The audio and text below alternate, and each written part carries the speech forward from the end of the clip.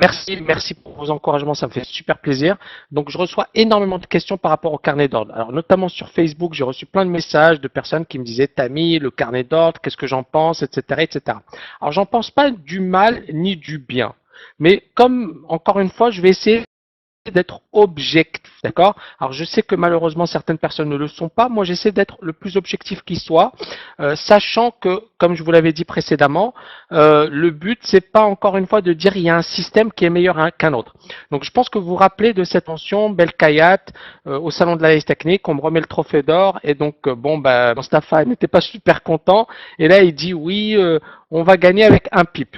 Et moi je lui dis alors et ensuite il explique qu'il était acheteur sur l'or.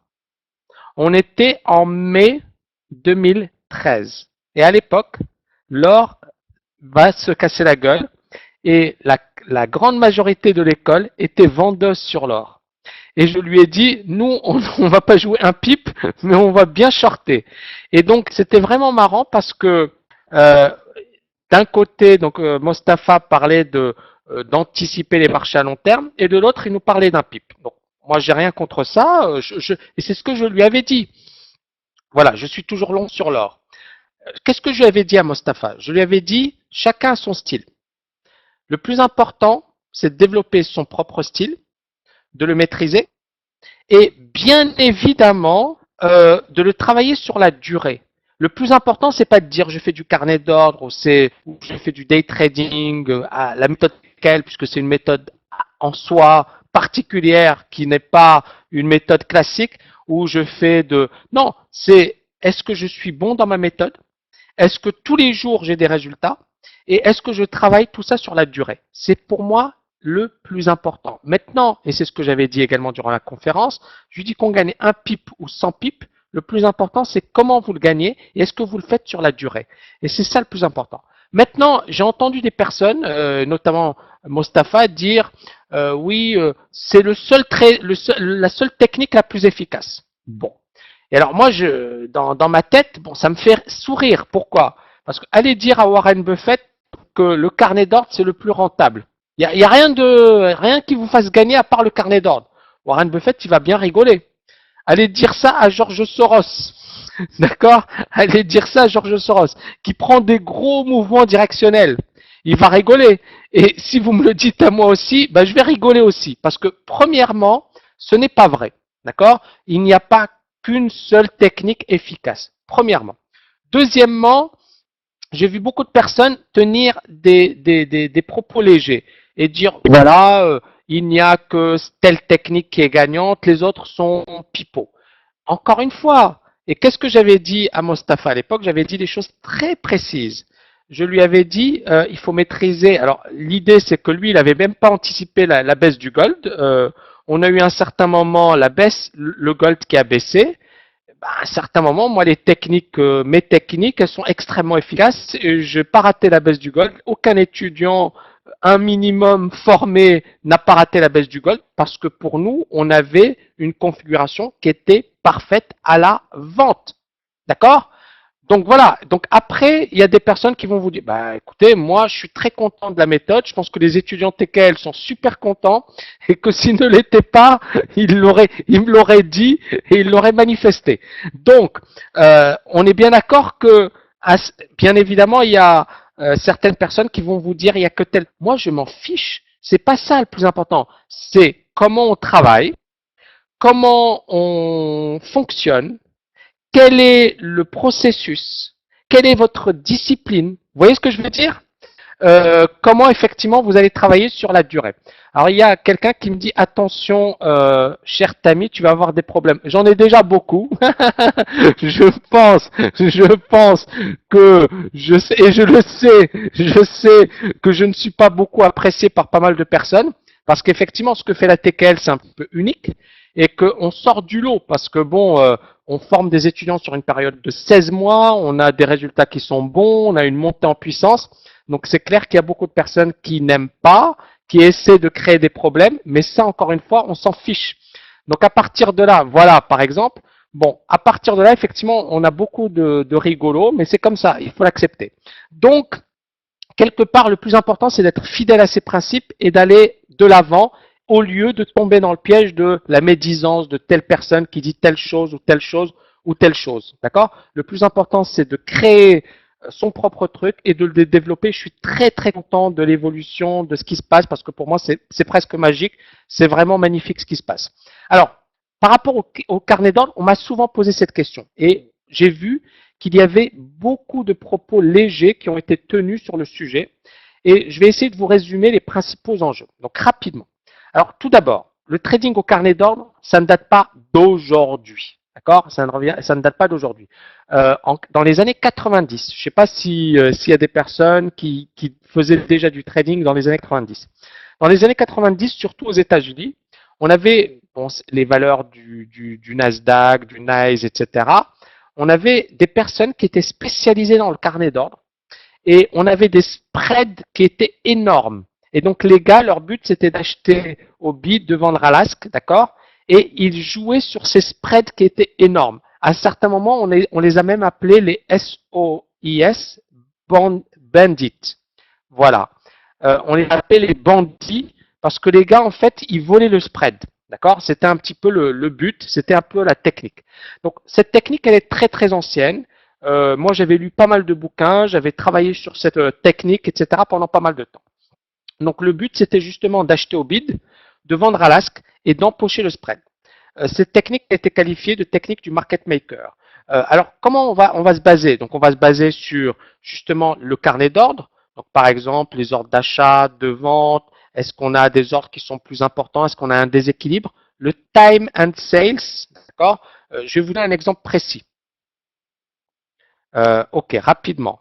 Par exemple, donc là on a donc le TS, d'accord? Et là vous avez les transactions.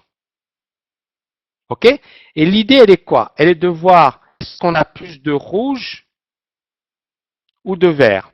Donc, si par exemple, vous avez un marché qui baisse et vous avez pas mal de rouge, ça veut dire qu'effectivement, il y a une certaine pression à la baisse. Et inversement, un marché qui monte, vous avez du vert, donc ça veut dire qu'effectivement, la hausse, elle est confirmée par sa print. D'accord? On a des prints effectivement en vert.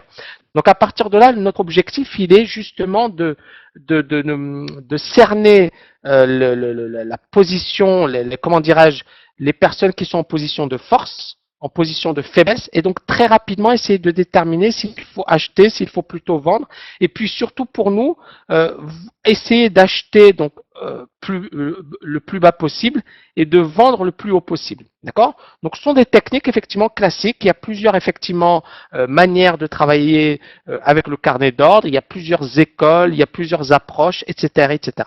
Donc cette approche, elle a été utilisée pendant pas mal d'années aux États-Unis. Et comme je l'avais développé tout à l'heure, avec effectivement les algorithmes de trading, cette technique qui était efficace dans les années 90. Fan Kim, si vous voulez arrêter de participer pour la N plus unième fois. Je répondrai aux questions à la fin et les questions ne passent pas. D'accord? Est-ce que c'est bon? Par contre, je les regarde et il y a un modérateur qui les gère. Donc, je suis désolé parce que vous n'êtes pas la seule ou vous n'êtes pas le seul. Et il y a pas mal de personnes. Et donc, à un certain moment, je répondrai à vos questions, promis. Maintenant, je ne peux pas développer, répondre aux questions. C'est du n'importe quoi. Est-ce qu'on est d'accord? C'est juste logique. Donc, je développe et par la suite, il y aura un moment durant lequel je répondrai à vos questions. Promis. OK? Chaque chose en son temps. Alors, je continue. Donc, cette technique était très utilisée. Aujourd'hui, c'est beaucoup moins le cas. Donc, maintenant, l'idée, elle est encore une fois, est-ce que c'est une stratégie innovante? Parce que j'entends des personnes dire, voilà, c'est innovant, mais non, c'est pas du tout innovant. Ça existe depuis pas mal d'années. Donc, je vous ai parlé des SOS Bandits. Il y a plein de livres, mais vraiment, début des années 2000, fin des années 90, moi j'en ai lu plein sur le Market Maker Edge. Et à partir de là, effectivement, on avait toutes les techniques pour prendre le spread, etc., etc. Et une chose est sûre, c'est que cette stratégie, elle a été anéantie avec le passage au décimal, parce qu'avec le passage au décimal, l'avantage qu'avaient les market makers a totalement disparu. On a eu également ce que l'on appelle le développement de certains ICN sur le marché US, notamment le NYSE, le Nasdaq, avec Arca, Island, etc. Ce que l'on appelle en fait, ce sont des marchés parallèles qui permettent effectivement de travailler sur les actions. Alors l'idée c'est quoi? C'est que effectivement eux ils se rémunèrent. Donc je vais vous dire très rapidement. Donc là c'est le bid, là c'est l'ask. Si par exemple je me place par là, d'accord, au niveau du bid, et si je me fais exécuter, donc bid, c'est-à-dire que je suis acheteur, et s'il y a quelqu'un qui vient, qui vend, et donc moi je me fais exécuter, qu'est-ce qui se passe? Ben, moi je reçois 2 dollars pour 1000 titres. Et la personne qui vend va payer 3 dollars. Donc l'échange, comment il se rémunère? Il a son 1 dollar, quoi qu'il arrive. Le but pour l'échange, c'est d'avoir du volume. Ça monte, ça baisse, il faut avoir du volume. D'accord? Donc ces ICN sont une sorte de marché parallèle, d'accord? Parallèle par rapport au marché classique, le Nasdaq ou le NYSE, qui apportent une liquidité. Et donc ces marchés ont très bien fonctionné et fonctionnent toujours très bien. Et là, l'idée, c'est quoi? C'est que les scalpers, notamment aux États-Unis sur les actions, et j'en connais qui le font, bah, leur but, c'est pendant une journée, c'est d'apporter de la liquidité. Donc, ils vont se mettre systématiquement au bid ou à l'ask. Et à la fin de la journée, s'ils ont fait, donc ici, 100 000 titres, ils vont gagner 200 dollars. S'ils ont fait 1 million de titres, ils vont gagner 2000 dollars. Donc, ça fait pas mal pour un travail de market maker, mais eux, grosso modo, c'est ce qu'ils font. C'est vraiment leur travail. Et alors, ils vont travailler sur quel marché? Ils vont pas travailler sur les marchés très volatiles parce qu'il n'y a pas cet avantage. Ils vont travailler sur les actions qui sont très faibles, donc au niveau du prix, par exemple, qui valent 15 dollars ou quelque chose comme ça. Et ils vont travailler sur des actions où le spread est généralement faible. D'accord? Leur but, encore une fois, c'est de se faire rémunérer par l'échange. Donc, c'est une technique qui est intéressante, que certaines personnes travaillent. Moi, je l'ai travaillé un petit peu, mais le problème, et encore une fois, vous avez vu ce qui s'est passé depuis 2007. Algorithme de trading, développement exponentiel, 50, c'est-à-dire il y a eu un chamboulement. On n'avait pas ça il y a 6 ans, il y a 7 ans. C'est-à-dire qu'on est passé d'une situation où les algorithmes étaient inexistants à une situation où 50, 60, 70% des ordres, je dis bien des ordres, sont passés par les algorithmes. Donc vous allez sur un carnet d'ordres, il y a plein de robots. Donc à partir de là, l'avantage d'un market maker, il était sur cette lecture du carnet d'ordre, sur le fait d'avoir une compréhension de la psychologie, sur le fait de repérer les ordres qui paraissaient suspects, d'accord? C'était ça, justement, l'avantage des market makers. Et qu'est-ce qui s'est passé? Avec l'introduction de ce qu'on appelle les algorithmes de trading, la donne a changé puisque le carnet d'ordre est devenu peuplé par des robots. Alors, cette technique, elle fonctionne pas mal dans certaines trading arcades à Londres, mais encore une fois, et c'est ce qu'il faut savoir, c'est qu'effectivement, beaucoup de personnes ne font pas que ça. Alors, Greg, par exemple, parle de tous les faux ordres ou icebergs qui démontent les carnets, et c'est ça le truc. C'est qu'aujourd'hui, on n'est plus dans une situation où on est. Auparavant, c'était un market maker humain qui travaillait contre d'autres market makers humains, hommes.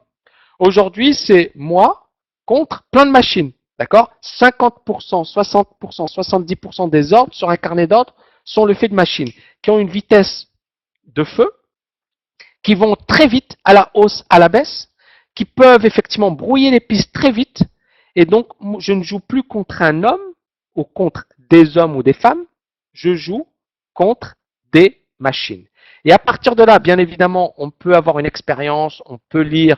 Alors là, par exemple, Jonathan, il écrit, il y a le time and sales, voilà, et c'est dans le cours, hein, dans la formation que je développe, j'en parle.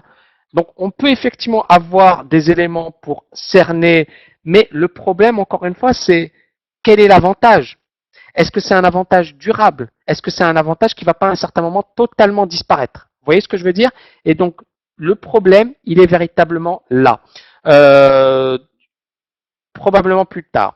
Alors, donc, les avantages du trading au carnet d'ordre, c'est qu'on ne reste pas exposé très longtemps au marché. C'est une technique assez facile à maîtriser.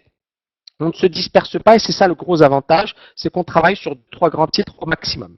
Alors, les limites, parce qu'il y a beaucoup de particuliers qui me disent je veux faire du trading au carnet d'ordre, parce que c'est à la mode. Je ne sais pas si c'est à la mode, mais bon. Mais il faut être réaliste. Si par exemple, vous avez des frais de courtage importants, par exemple, je ne sais pas moi, vous payez, ça c'est le minimum, pour quelqu'un qui est un particulier, 5 euros un aller-retour. Souvent, ça va être du 7 euros, hein, on est bien d'accord. Hein. Vous allez chez un courtier lambda, c'est 7 euros.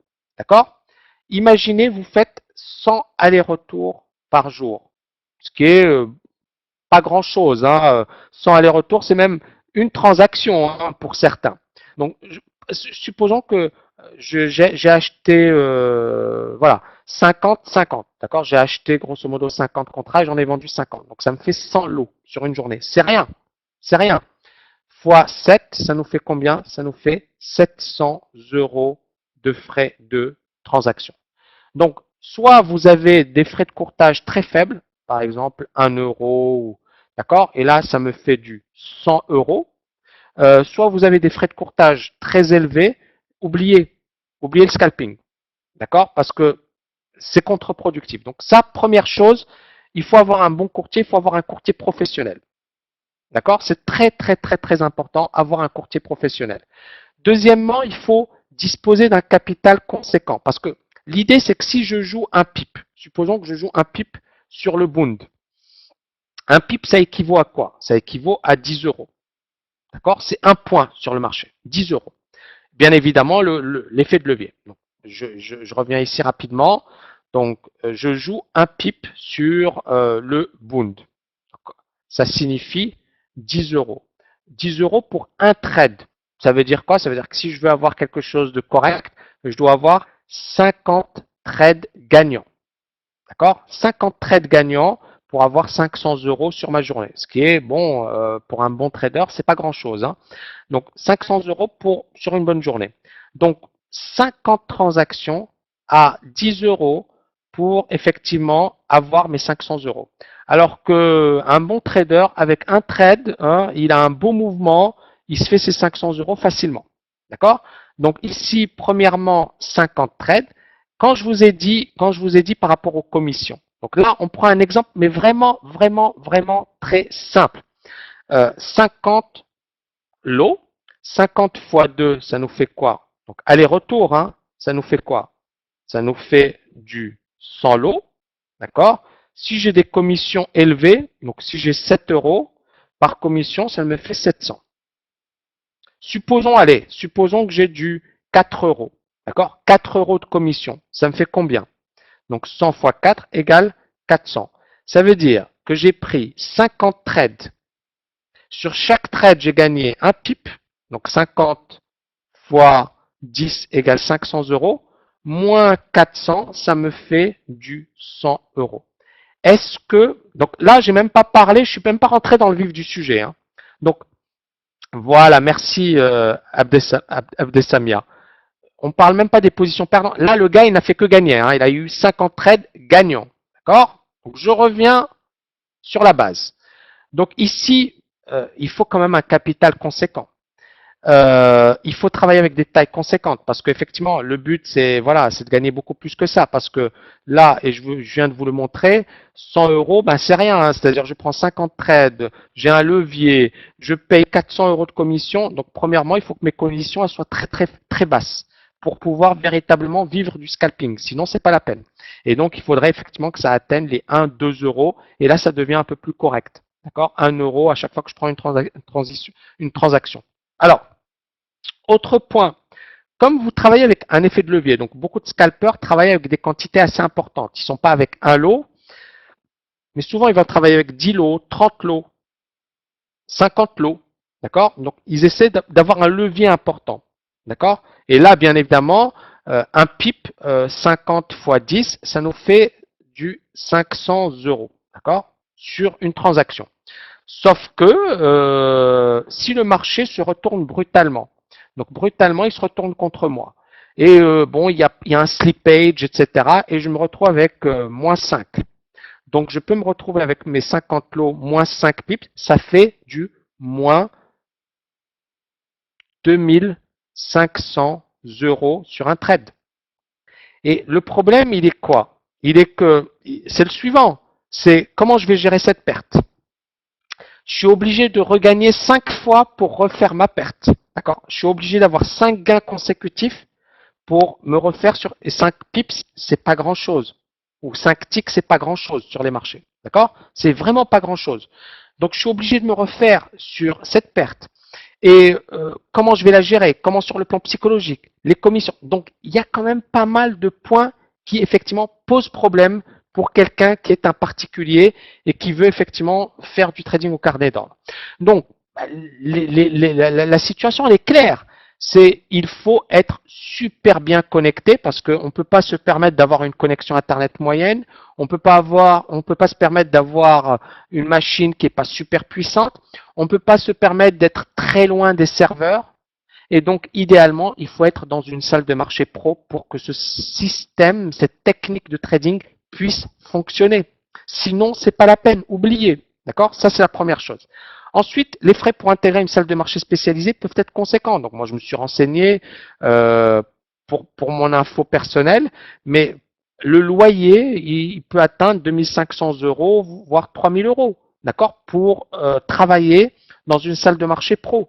Donc ça coûte quand même, c'est un loyer mensuel qui n'est pas négligeable. Ensuite, l'obligation, donc ça c'est pour moi quelque chose effectivement qui pose problème, c'est l'obligation de travailler depuis une salle de marché limite votre liberté.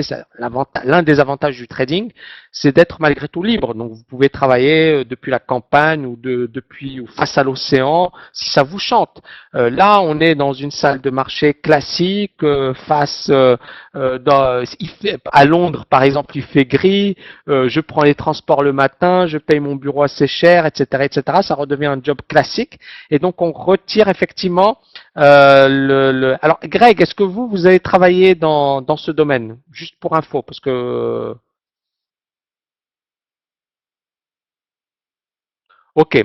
Donc, parce que vous avez l'impression, j'ai l'impression que vous maîtrisez bien. Donc, ici, effectivement, prendre les transports, etc., etc. Greg qui parle 600 euros par mois pour un logiciel. Effectivement, on vous fait payer les logiciels. Bref, ça chiffre. Donc, soit vous êtes très très bon, vous avez un levier élevé et ça peut valoir le coup. Soit c'est pas le cas et dans ce cas, il faut oublier. Autre point important, donc ça je voulais développer. Aujourd'hui, est-ce que cette technique est efficace en 2014? Est-ce qu'en 2014, on a encore un avantage? Est-ce que finalement, avec les machines, avec les algorithmes, est-ce qu'on peut justement développer ce véritable avantage que les autres n'ont pas? Ok. Donc il y a trop de bruit, pas assez de recul par rapport au marché, et c'est ça effectivement le problème. Donc les risques sont trop importants en cas de flash crash, car les tailles du scalper sont élevées. Donc justement, je ne travaille pas avec 2 lots, mais je travaille avec 30 lots. D'accord? Le marché décale de 10 pips, d'accord? C'est la cata. D'accord? Ça me fait rapidement, effectivement, une perte non négligeable. Donc, à partir de là, il faut être dans une situation où il faut gérer ces situations, il faut éviter ce genre de situation à risque. Or, aujourd'hui, tout peut arriver. Donc, le problème, c'est qu'on est extrêmement fragile. Vous voyez ce que je veux dire? Bonsoir, David. On est extrêmement fragile et pour éviter cette fragilité, il n'y a pas. C'est soit ce que je vous avais expliqué tout à l'heure, soit vous développez un système, une méthode sur une base intermédiaire, donc on n'est pas sur du très court terme, soit vous le faites, mais il faut être dans des conditions pro. D'accord? Et donc là, quand Mostafa me dit un pip, je lui dis pas de problème, mais voilà les conditions. D'accord? Et les conditions, elles sont évidentes. Mais la personne qui vient, qui me dit, voilà, je vais faire du carnet d'ordre depuis chez moi, etc., etc., elle va rêver et elle va pas aller très loin. Donc il faut être vraiment réaliste et regarder les choses en face. Et beaucoup de gens, malheureusement, ne regardent pas les choses en face et je trouve que c'est dommage. Donc, soit vous avez des frais de courtage très faibles, par exemple 1 euro, d'accord, et là, ça me fait du 100 euros. Soit vous avez des frais de courtage très élevés, oubliez, oubliez le scalping, d'accord, parce que c'est contre-productif. Donc, ça, première chose, il faut avoir un bon courtier, il faut avoir un courtier professionnel. D'accord? C'est très, très, très, très important, avoir un courtier professionnel. Deuxièmement, il faut disposer d'un capital conséquent. Parce que l'idée, c'est que si je joue un pip, supposons que je joue un pip sur le Bund. Un pip, ça équivaut à quoi? Ça équivaut à 10 euros. D'accord? C'est un point sur le marché. 10 euros. Bien évidemment, l'effet de levier. Donc, je reviens ici rapidement. Donc, je joue un pip sur le Bund. Ça signifie 10 euros. 10 euros pour un trade. Ça veut dire quoi? Ça veut dire que si je veux avoir quelque chose de correct, je dois avoir 50 trades gagnants. D'accord? 50 trades gagnants pour avoir 500 euros sur ma journée. Ce qui est, bon, pour un bon trader, c'est pas grand-chose. Hein. Donc, 500 euros sur une bonne journée. Donc, 50 transactions à 10 euros pour effectivement avoir mes 500 euros. Alors qu'un bon trader, avec un trade, hein, il a un beau mouvement, il se fait ses 500 euros facilement. D'accord? Donc ici, premièrement, 50 trades. Quand je vous ai dit par rapport aux commissions. Donc là, on prend un exemple, mais vraiment, vraiment, vraiment très simple. 50 lots, 50 fois 2, ça nous fait quoi? Donc aller-retour, hein, ça nous fait quoi? Ça nous fait du 100 lots, d'accord? Si j'ai des commissions élevées, donc si j'ai 7 euros par commission, ça me fait 700. Supposons que j'ai du 4 euros, d'accord? 4 euros de commission, ça me fait combien? Donc 100 fois 4 égale 400. Ça veut dire que j'ai pris 50 trades. Sur chaque trade, j'ai gagné un pip, donc 50 fois 10 égale 500 euros, moins 400, ça me fait du 100 euros. Est-ce que, donc là, j'ai même pas parlé, je suis même pas rentré dans le vif du sujet. Hein. Donc voilà, merci Abdesamia. On parle même pas des positions perdantes. Là, le gars, il n'a fait que gagner. Hein. Il a eu 50 trades gagnants. D'accord? Donc je reviens sur la base. Donc ici, il faut quand même un capital conséquent. Il faut travailler avec des tailles conséquentes parce qu'effectivement, le but, c'est voilà, c'est de gagner beaucoup plus que ça. Parce que là, et je viens de vous le montrer, 100 euros, ben c'est rien. Hein, c'est-à-dire, je prends 50 trades, j'ai un levier, je paye 400 euros de commission. Donc, premièrement, il faut que mes conditions elles soient très, très, très basses pour pouvoir véritablement vivre du scalping. Sinon, c'est pas la peine. Et donc, il faudrait effectivement que ça atteigne les 1, 2 euros. Et là, ça devient un peu plus correct. D'accord? 1 euro à chaque fois que je prends une transaction. Alors, autre point, comme vous travaillez avec un effet de levier, donc beaucoup de scalpers travaillent avec des quantités assez importantes. Ils ne sont pas avec un lot, mais souvent ils vont travailler avec 10 lots, 30 lots, 50 lots. D'accord? Donc ils essaient d'avoir un levier important. D'accord? Et là, bien évidemment, un pip 50 fois 10, ça nous fait du 500 euros. D'accord? Sur une transaction. Sauf que si le marché se retourne brutalement, donc brutalement, il se retourne contre moi. Et bon, il y a un slippage, etc. Et je me retrouve avec moins 5. Donc je peux me retrouver avec mes 50 lots moins 5 pips. Ça fait du moins 2500 euros. Merci pour vos encouragements, ça me fait super plaisir. Donc, je reçois énormément de questions par rapport au carnet d'ordre. Alors, notamment sur Facebook, j'ai reçu plein de messages de personnes qui me disaient, Tammy, le carnet d'ordre, qu'est-ce que j'en pense, etc., etc. Alors, j'en pense pas du mal ni du bien. Mais comme, encore une fois, je vais essayer d'être objectif, d'accord? Alors je sais que malheureusement certaines personnes ne le sont pas. Moi j'essaie d'être le plus objectif qui soit, sachant que, comme je vous l'avais dit précédemment, le but c'est pas encore une fois de dire il y a un système qui est meilleur qu'un autre. Donc je pense que vous vous rappelez de cette mention Belkayat au salon de l'analyse technique, on me remet le trophée d'or et donc bon bah Mostafa n'était pas super content et là il dit oui on va gagner avec un pip. Et moi je lui dis alors et ensuite il explique qu'il était acheteur sur l'or. On était en mai 2013. Et à l'époque, l'or va se casser la gueule et la grande majorité de l'école était vendeuse sur l'or. Et je lui ai dit, nous, on va pas jouer un pipe, mais on va bien shorter. Et donc, c'était vraiment marrant parce que d'un côté, donc Mostafa parlait d'anticiper les marchés à long terme, et de l'autre, il nous parlait d'un pipe. Donc, moi, j'ai rien contre ça, et c'est ce que je lui avais dit. Voilà, je suis toujours long sur l'or. Qu'est-ce que je lui avais dit à Mostafa? Je lui avais dit, chacun a son style. Le plus important, c'est de développer son propre style, de le maîtriser, et bien évidemment, de le travailler sur la durée. Le plus important, c'est pas de dire je fais du carnet d'ordre ou je fais du day trading à la méthode Kale, puisque c'est une méthode en soi particulière qui n'est pas une méthode classique où je fais de. Non, c'est est-ce que je suis bon dans ma méthode? Est-ce que tous les jours j'ai des résultats?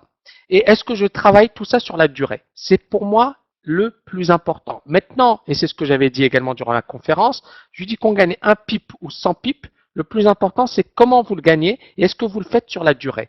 Et c'est ça le plus important. Maintenant, j'ai entendu des personnes, notamment Mostafa, dire oui, c'est la seule technique la plus efficace. Bon.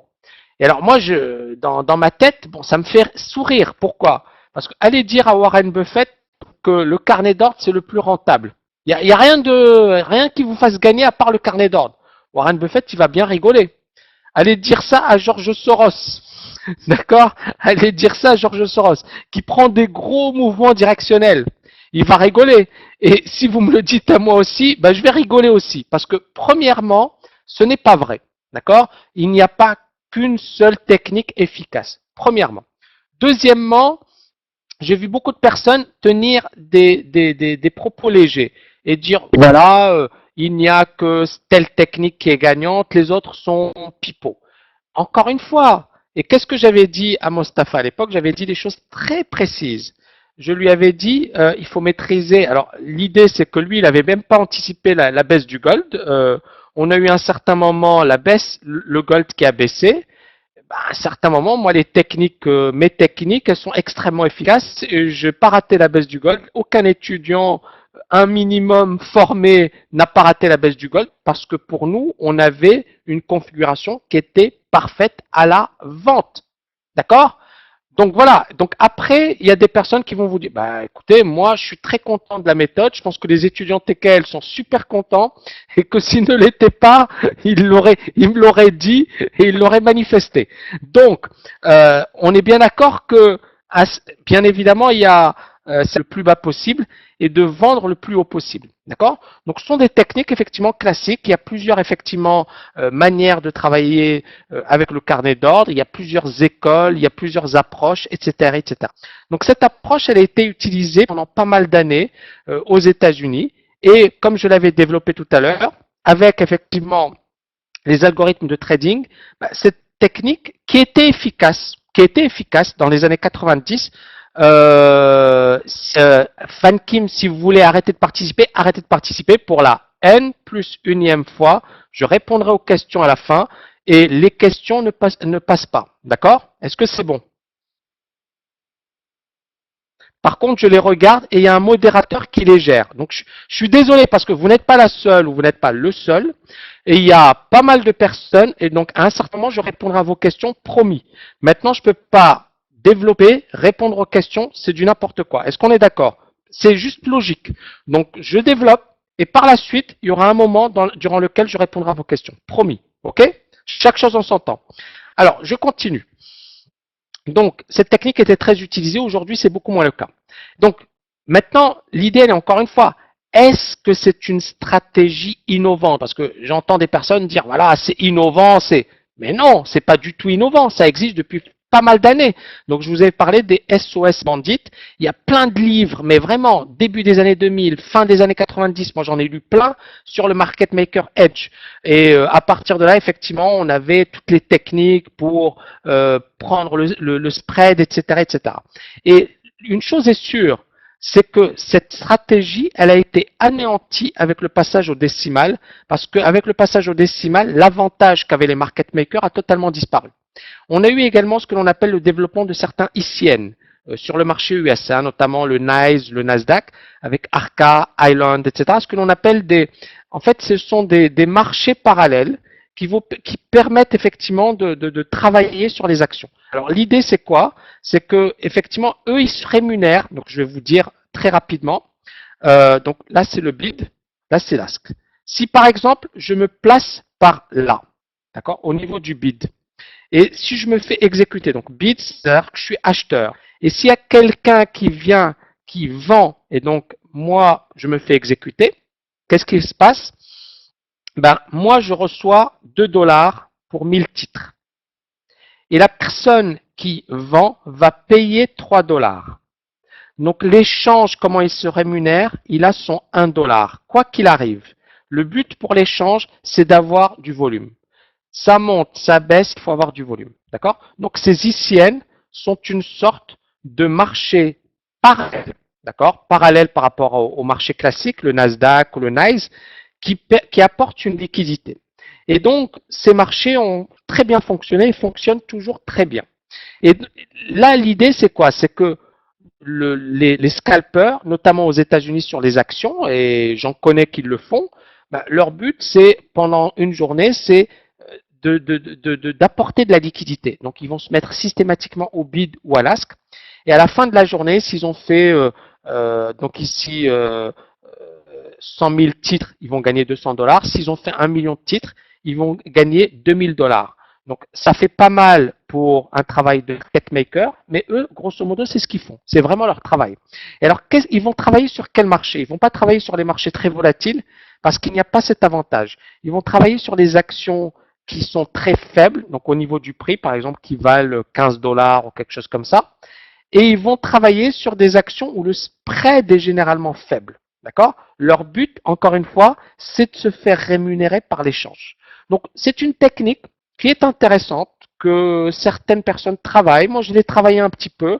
Mais le problème, et encore une fois, vous avez vu ce qui s'est passé depuis 2007. Algorithme de trading, développement exponentiel, 50, c'est-à-dire il y a eu un chamboulement. On n'avait pas ça il y a 6 ans, il y a 7 ans. C'est-à-dire qu'on est passé d'une situation où les algorithmes étaient inexistants à une situation où 50, 60, 70% des ordres, je dis bien des ordres, sont passés par les algorithmes.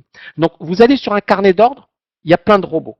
Donc à partir de là, l'avantage d'un market maker, il était sur cette lecture du carnet d'ordre, sur le fait d'avoir une compréhension de la psychologie, sur le fait de repérer les ordres qui paraissaient suspects, d'accord? C'était ça, justement, l'avantage des market makers. Et qu'est-ce qui s'est passé? Avec l'introduction de ce qu'on appelle les algorithmes de trading, la donne a changé puisque le carnet d'ordre est devenu peuplé par des robots.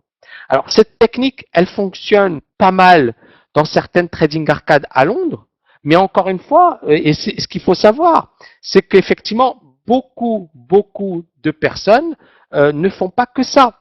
Alors, Greg, par exemple, parle de tous les faux ordres ou icebergs qui démontent les carnets, et c'est ça le truc. C'est qu'aujourd'hui, on n'est plus dans une situation où on est. Auparavant, c'était un market maker humain qui travaillait contre d'autres market makers humains, hommes.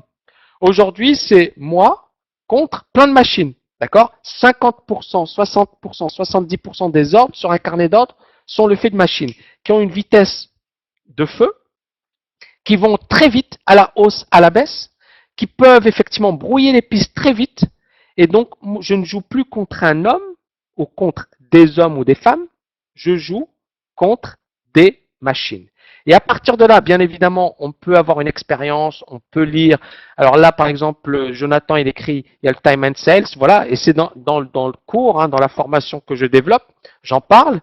Donc, on peut effectivement avoir des éléments pour cerner, mais le problème, encore une fois, c'est quel est l'avantage? Est-ce que c'est un avantage durable? Est-ce que c'est un avantage qui ne va pas à un certain moment totalement disparaître? Vous voyez ce que je veux dire? Et donc, le problème, il est véritablement là. Euh, Probablement plus tard. Alors, donc, les avantages du trading au carnet d'ordre, c'est qu'on ne reste pas exposé très longtemps au marché. C'est une technique assez facile à maîtriser. On ne se disperse pas et c'est ça le gros avantage, c'est qu'on travaille sur 3 grands titres au maximum. Alors, les limites, parce qu'il y a beaucoup de particuliers qui me disent je veux faire du trading au carnet d'ordre, parce que c'est à la mode. Je ne sais pas si c'est à la mode, mais bon. Mais il faut être réaliste. Si par exemple, vous avez des frais de courtage importants, par exemple, je ne sais pas moi, vous payez, ça c'est le minimum, pour quelqu'un qui est un particulier, 5 euros un aller-retour. Souvent, ça va être du 7 euros. Hein, on est bien d'accord. Hein. Vous allez chez un courtier lambda, c'est 7 euros. D'accord?